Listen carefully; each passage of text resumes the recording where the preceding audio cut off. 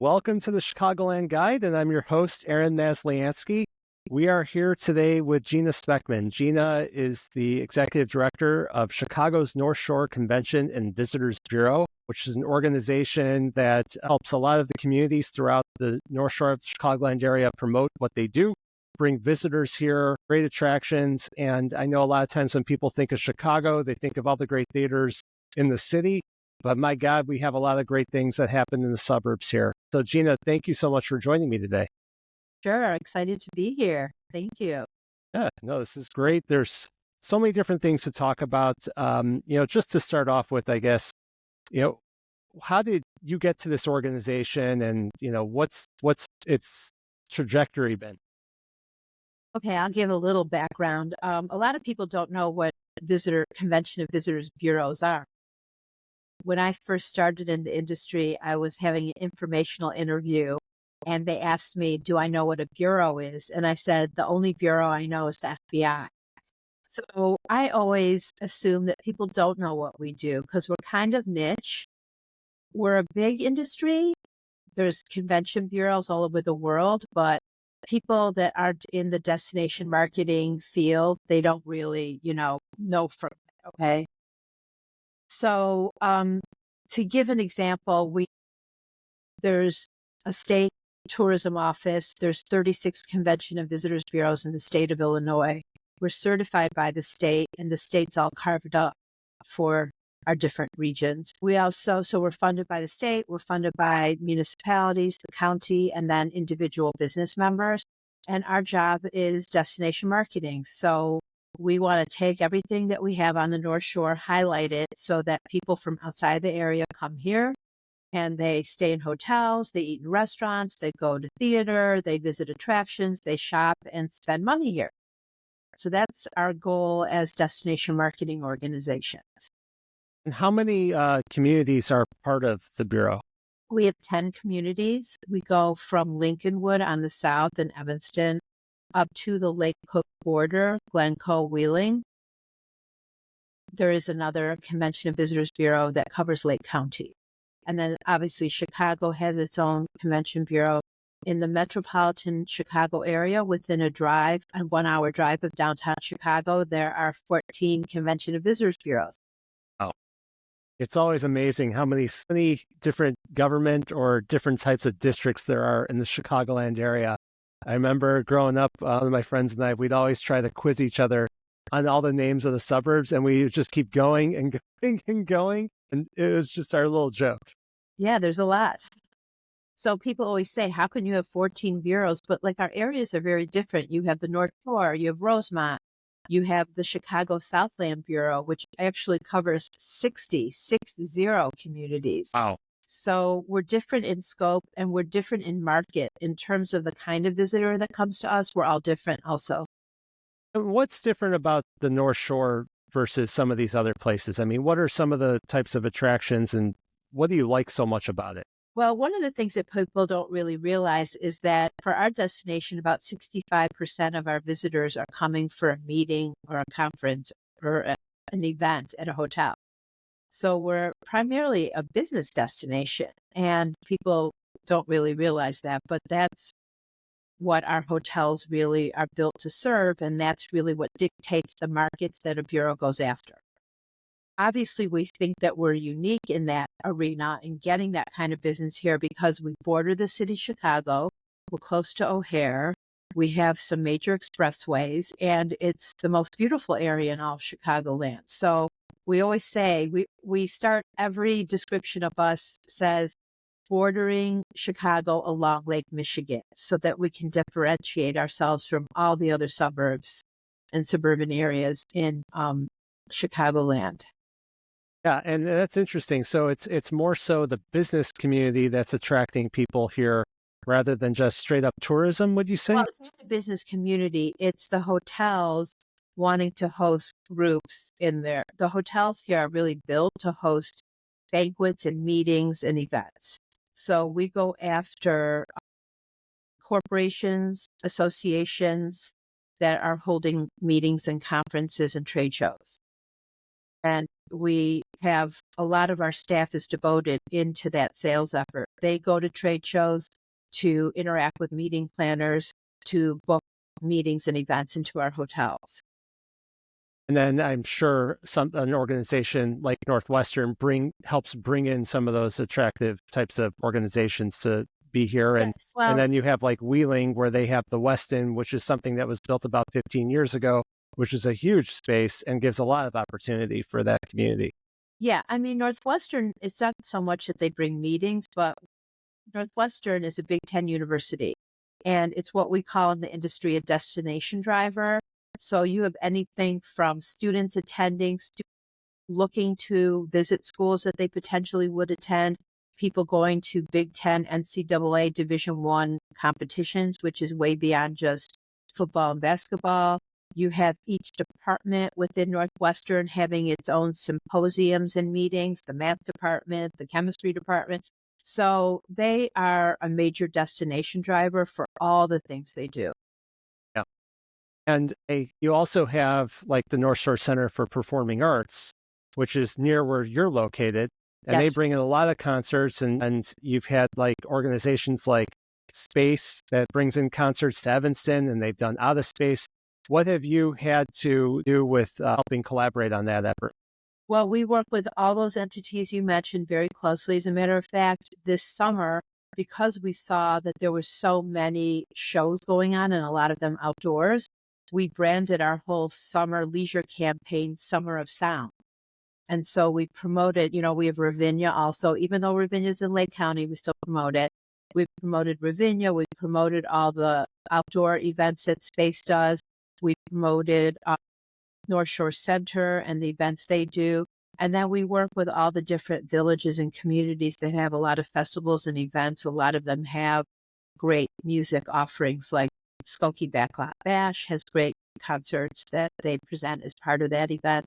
So we saw that really this summer was like really heavy in music. We had the Winnetka Music Festival. So we branded the whole summer campaign this year, Summer of Sound, because of the music that we have here.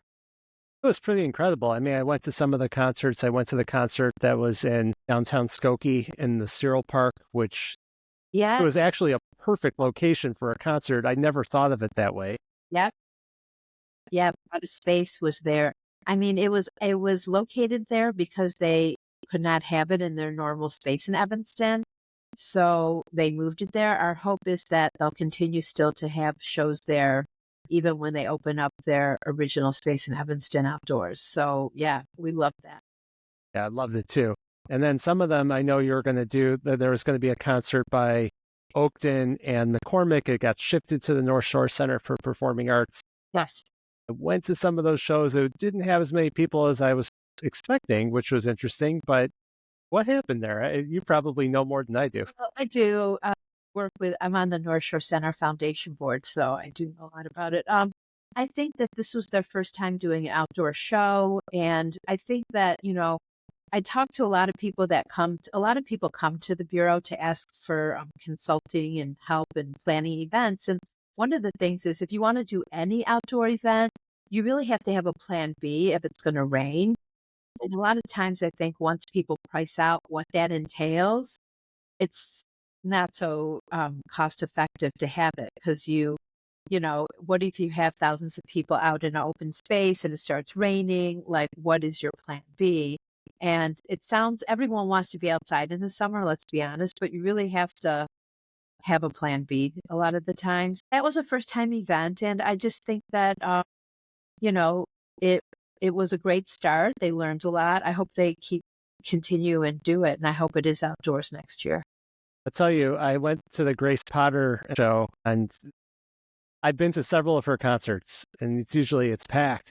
And it wasn't so packed that night, but oh my God, what a cool experience. And I was able to go up there and be right up, and she's a huge draw usually, and it was just really a lot of fun. So I hope she comes back to Skokie Yes, hopefully.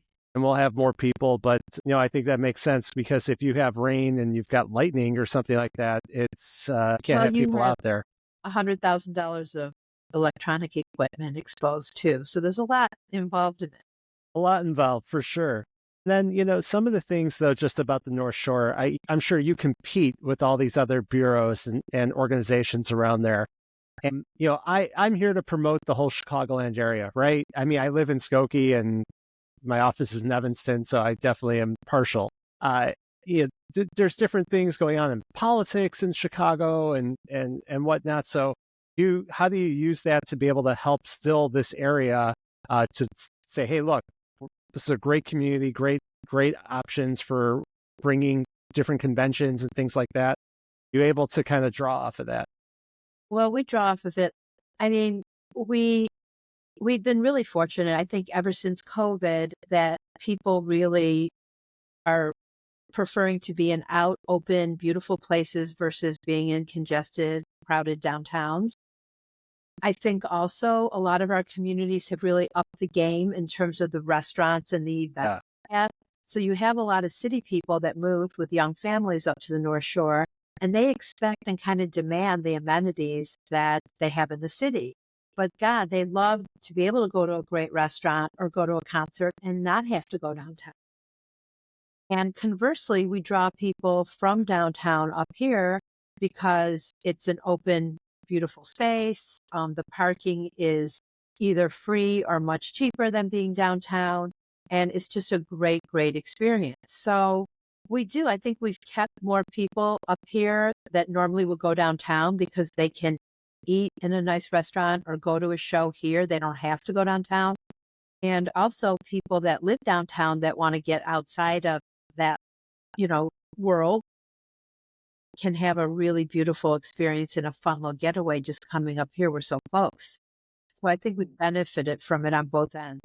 I totally see that. I mean, I've read articles like the Wall Street Journal featured the Chicagoland area showing how a lot of high-end restaurants that are downtown have also relocated to, say, places in Old Orchard and Skokie and Wilmette, Winnetka. Like the restaurant scenes were non-existent in some of these suburbs before. Yes. But like you said, like after COVID, like people moved. As a real estate agent, I saw a lot of people moving Yes. all over. And there's demand. You still want those nice things that make the city great, but you want to be able to walk to it. And it's really revitalized these little areas. Even like Wilmette, I think is just a perfect example where you have new residential development on Green Bay. There's going to be some more that's going to be coming soon. Not everyone in the community is super happy about it, but I think as a whole, it's going to be a great thing to bring more people there. My first episode was Frio Gelato, which has a location in Evanston and Navy Pier, now in Wilmette, and it's a huge hit. Love them. And I haven't been to their new location yet, but they're my favorite. So They're delicious. happy. Yeah. No, one huge thing that's going to be happening is this redevelopment of Old Orchard. Yes. And they're going to be building hundreds of apartments there, more of a lifestyle center. See, Kupitol is going to be opening hopefully sometime soon. They have locations in Evanston and in the city, but it's a great coffee spot. Like, right, you need something like that in Old Orchard where you can go get a coffee, you want a bite to eat, have a meeting. Like that's the spot in Evanston, and I view that as going to be the future spot in Skokie. Yeah, I love that place too. And so I just passed it like a half hour ago.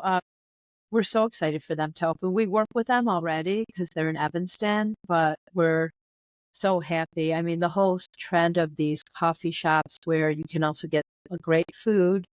We see that with Hometown in Glencoe, which also is now in Winnetka, which now is also opening in Glenview, and I think Northbrook.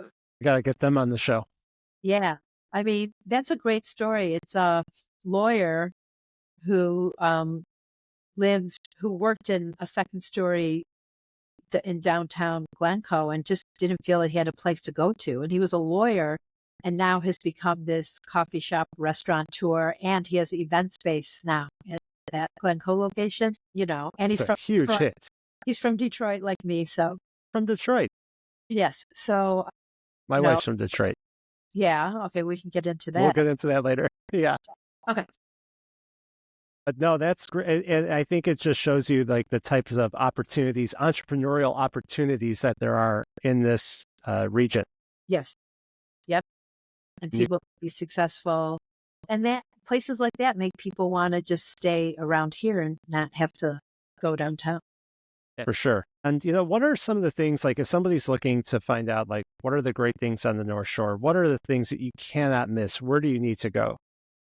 Well, it depends what you're interested in, but we have a beach. I always have to explain to people, especially people that maybe live in the city where you have like cement on the beach, or that are not from the area, that like we have beaches that have sand and, families and lifeguards, like, and the water's clean, we're always doing promotions to explain and use the lakefront as an amenity, the lakefront paths. We also use a lot of the architecture that you see going along the lakefront, whether it be taking a tour that's done out of the Evanston History Center that shows you Daniel Burnham homes that in that neighborhood. There's also the Baha'i House of Worship, which is magnificent architectural Beautiful. wonder. The Grosse Pointe Lighthouse, and then basically just driving up and enjoying the lakefront, going up Sheridan Road, and then you can go to the Botanic Garden. So that's a really unique experience that you can't do in like a lot of like in Schaumburg or Elgin or some other, suburbs. So we really try to take advantage of the lakefront. We do a lot of group tours, and what that is we work with park districts and motor coach operators that bring groups here, and we bring them to the Illinois Holocaust Museum, the Botanic Garden, the Baha'i. We bring them to the different downtowns we have so they can shop and eat. So we have a staff person that's all she does is she works with the theaters, the museums. She works with the groups that are seeking places to go to. And the businesses love getting a bus full of business coming to them. And it comes Monday through Friday at a time where they really want it. It comes in the middle of the day. So that's a whole segment of what we do here also is group tour business. So how does that work? Who would be the people calling you for a group tour, and like, how do you arrange that? Well, first of all, like the Tammy, our group tour salesperson, she goes to a lot of trade shows with the American Bus Association, Bank Travel. So there's a lot of people that are always looking for places to go. And obviously we concentrate on motor coach operators in the Midwest. And they're working with what we call now active adults, people 55 or older that are looking for outings and things to do. So she also has a company called Group Theater Ticks. So I'll help promote that. But she's been working with groups for years that come in groups to see theaters at the North Shore Center and other theaters in the area. And now we take them and do unique experiences for those groups. So she has a whole database of people that just do this, just organize group trips in the Midwest. And she compiles compelling itineraries so that they want to come here. We do behind the scenes tour at ACT. On You can see how they recycle things. You can see how mail order things shoot through pipes in the ceiling. And then you could have an amazing lunch at Hangar 2. So in all our communities, we have different curated experiences that, we can entertain people for 4 or 5 hours that come here. And they know that every detail of their trip is going to be planned for and taken care of. And so they come again and again and again. And we go again to maybe 12 different trade shows a year in which we interact with the planners, and they are always booking things with us. And then we interact with the restaurants, the attractions, and we act as the receptive operator. So we collect the fee that the person going on the tour pays. And then we pay the restaurant, we pay the attraction, and we pay all the businesses that we visit. It's interesting to think about that because living here, you don't think that it's a tour destination, but really it is. It's just like anywhere where you go. Live, yeah. Yeah, no one think if you lived in the middle of New York City, you wouldn't think it. Exactly. But and I look at it also, it's just like the wheel starts spinning in my mind about a real estate tour. You have people who come in who want to know what are the great neighborhoods to be able to live in, like best parks, the best schools, where can I walk to restaurants and things like that, and then be able to actually see it. And in many ways, I hope to do that with this podcast and everything I do on social. But going and taking a tour and doing that, I mean, do you guys do something like that? We work with real estate agents. They join our organization and they get visitors guides and maps from us, but we also on our website, we have a community page. So you can look up the different communities. You could look up their schools. You could look up their chambers, their businesses, their downtown, like get all the information. Because sometimes people are moving here. They're being relocated from like Hartford, Connecticut. They don't know the North Shore from a hole in their head. Okay. So we really try to, in that sense, we work as almost like a regional chamber. We do not do what a chamber does. I just want to say that we work really closely with all our chambers. We do not duplicate what they do. But if someone, we may not want to have to call 10 different chambers. So if they just want an overall idea of the area, like if they know they're going to be working in Deerfield, they might prefer to live on the north end of our territory. But they can see all that and vet that all out on our website. So we get a lot of people that are relocating that may or may not be working with an agent that use our information as a tool. I don't know why I've never thought of that, but I'm glad we're having this conversation. Another thing that reminds me, which I think is fascinating, is 30% of the people that come to the North Shore are visiting friends and family. There's a whole industry lingo for that, VFF, okay, where, you have to educate the residents because like you, when you live somewhere, you don't picture it as a visitor destination, right? So we try to educate the locals about what to see and do here because when they're hosting friends and family, they're the tour guides. And so we need them to be educated so that they're encouraging people to come and they know what to see and do in the area. So we have a really robust events calendar on our website. We do tons in social media. And a lot of our audiences is local people who are like, okay, where can I take my kid this weekend? Or, what Halloween thing can I do? Or anything, where can I go golfing? We get so many different questions about like experiences. I have teens. What do you have to do that my teen won't roll his eyes at and be bored? So, or I'm a real big craft beer person. Where are the craft beer? If you go to our webpage and you go like under the seasonal page, you'll see these squares and there's like hundreds of things that we're hoping spark somebody's interest. Where are the best French fries? Where can I get French onion soup? Like you never know what somebody's going to be like, oh my God, that's my favorite thing to see or do. Or where can I take Instagram pictures? Or we carve up all the great things that are on the North Shore and try to deliver it so that somebody finds something they love to do and want to come here. And again, inform local people. Love that. How do you compile all that information? There's a whole team. Okay. I mean, So they just scour the internet or call everybody and say, hey, tell me what's going on? We work with all these people and a lot of us have been here a long time. Next week is my 20-year anniversary. Jennifer on our team's been here 19 years. Carly in our marketing team, like we've all been here a long time. And so we know the people. So anytime that they're planning a new event, we're the first people that find out about it. So, and we post it right away. Like if you go to our events calendar, there's hundreds and hundreds of things on there and you could sort by date. Like, so if you're just coming in for a weekend or you need to know what's going on, you could sort by date or you could, or let's say, that, when is Backlot Bash happening, next year? You could go and just type in Backlot and get that direct.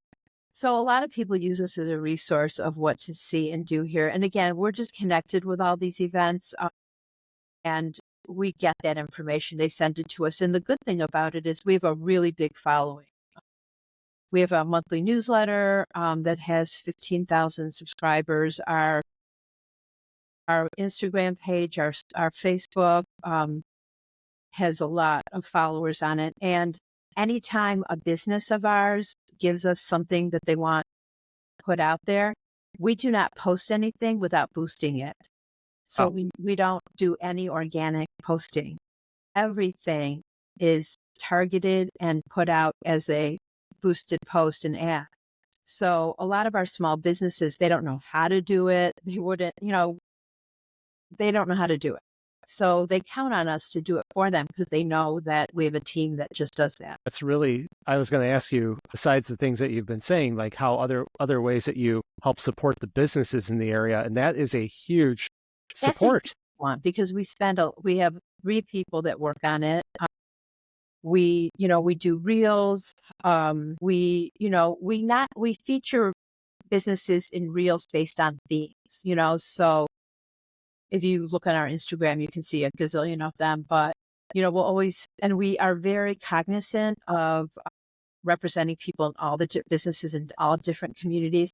There's an Excel document that would make your head spin. It's like, we know how many, each community, what kind of, experience we boosted and promoted every day, because we probably boost or post like probably 6 to 8 things a day. And there's 365 days in the year. We never rest. So it's a lot. It is a lot. You guys are a huge value to the area. I think so. But I think so too. And then, you said you moved from the Detroit area. And where did you end up? Do you live in the North Shore? I live in Wilmette, so I do live on the North Shore. And I didn't come directly here from Detroit, but I am from Detroit. And I always say this like it makes me sound so old, but I am. But I've been here a long time, but before here, I worked just as long at the Chicago Bureau. I worked at Choose Chicago. So I came here from that bureau. I'm one of the few people in the industry that moved from one of the largest bureaus to a smaller one. Most people go from smaller bureaus to larger bureaus. I did the opposite. What do you think of that? I mean, is it different? Do you enjoy it more? I really like it. I like being my own boss. I love my old job. I still call it my old job. I've been here for 20 years. Okay. But I loved working in Chicago because I had just moved to Chicago and I didn't know the city at all. And I thought, oh my God, what a way to learn a city by working at the tourism bureau for that city. I didn't know where Michigan Avenue was. I mean, I knew nothing. And I thought, oh, I'll move here for 2 or 3 years and I'll meet a lot of people and then I'll move on. And I ended up being there 17 years. So You have longevity at places. yes, I'm not a job hopper. Oh, and how did you decide to live in Wilmette of all places in the North Shore? Well, that was a tough one because, again, I have no feeling for any of these places because I'm from Detroit. My husband's born and raised in Evanston, and Wilmette was about as far as he'd go. Okay. It borders it. So we moved, but the joke is we moved from Rogers Park, where we live 2 blocks south of Evanston, and now we just live a couple blocks north of Evanston. So we spend most of our time in Evanston, but we had kids. We wanted, they had a great time in Wilmette. Now they're not in schools anymore there, so we could go anywhere we want in theory. Yeah, it's I think one of the things about the North Shore is that you have so many different types of places. So if you want something like a walkable, you want a condo, you want an apartment, you want a house, you want land, like there are options within it. And it's been, I could speak from experience over the past few years. It has been really desirable to move up here and competitive, extremely competitive, but it's a good time to own a place. But how do you advise people who are looking to move here? What would be the first steps of what they should do to kind of get it? They're coming from Detroit. They know nobody here. They know nothing about these areas. What do you do? Well, first of all, there is nobody from Detroit that doesn't know anybody on the North Shore. So that's never going to happen. Okay? All right, you're coming from Anchorage, Alaska. Let's do that. Thank you. That's a little better. I mean, I would hope that people would visit a place before they move there. And I think that, you really have to see like for me, I love being by the lake. Okay. My husband hates sand. He literally has a t-shirt that says, I hate sand. Okay. And, so for him being near the beach, he doesn't care about it.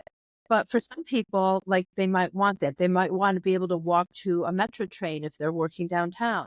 So being close to transportation or being close, like I live by also a large outdoor swimming pool, our city pool in Wilmette. Like that is great. I love that. I can walk to Old Orchard. So some people don't walk anywhere. And so they can drive and be happy and they don't need to be by certain things. I think that a person really needs to drive around and see all the different communities that are here. They're all great, but really would have the preference. And I feel for people with young families, to me, I always advise people it begins and ends with schools.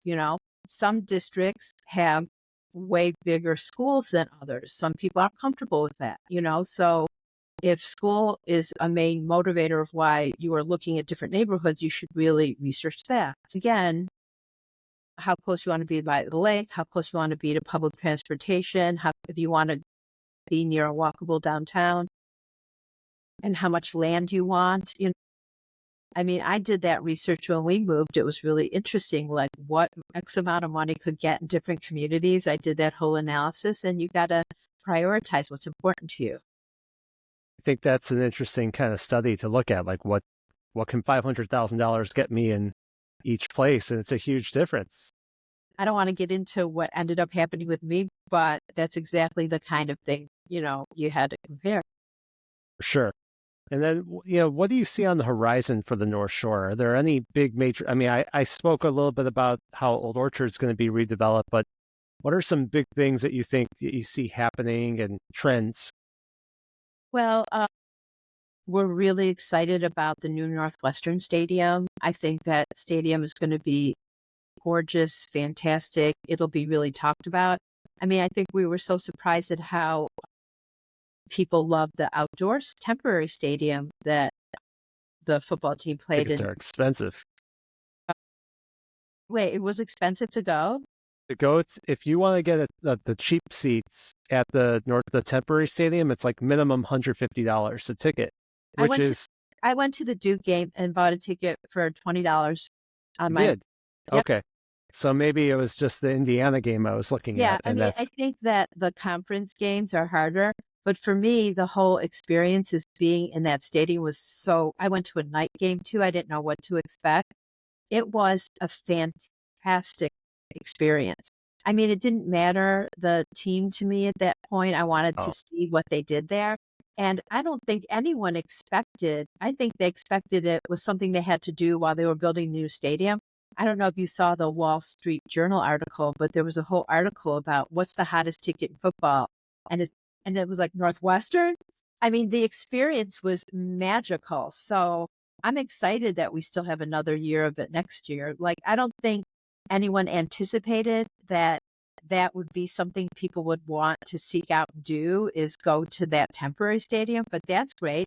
And then the new stadium's going to open, and that's going to be really popular. People are going to want to see it from everywhere. It's going to be very unique for a Big Ten football stadium. yeah, and I think there was a lot of pushback on that new stadium, but I think once it's done, people forget about that. And I've seen some of the drawings, renderings of what it's going to look like, and it's going to be beautiful. Yes. And one thing too that is kind of lost is that the old stadium did not really have ADA accessibility, and you couldn't get in there. When you go in the new stadium, from the ground level, you're already going to be like exactly where you need to be. You're not going to have to go up or down. And it's going to be more in the ground, the stadium. And the other thing, and I'm kind of like how I described it was, there's going to be, the way that the stadium's position is going to be a little different. And there's going to be like green space all around it. And, right now, the old stadium had asphalt and chain link fence. So I just think the experience of what they're going to do, like farmers markets and yoga and things they're going to be able to do on the area around the stadium, is going to be just really amazing. It's a huge draw. I think there's so many different things that make the North Shore fantastic, and I can see it. It makes your job easier because there's so many different types of things that you can talk about. We talked about the events, the different styles of neighborhoods and things that you can find here are just really incredible. And I think that people, a lot of these communities invest in making sure that this stays a wonderful place to live and play and Right. work. Yes. Yeah. So if people want to find out more, where should they look online and social media for you guys?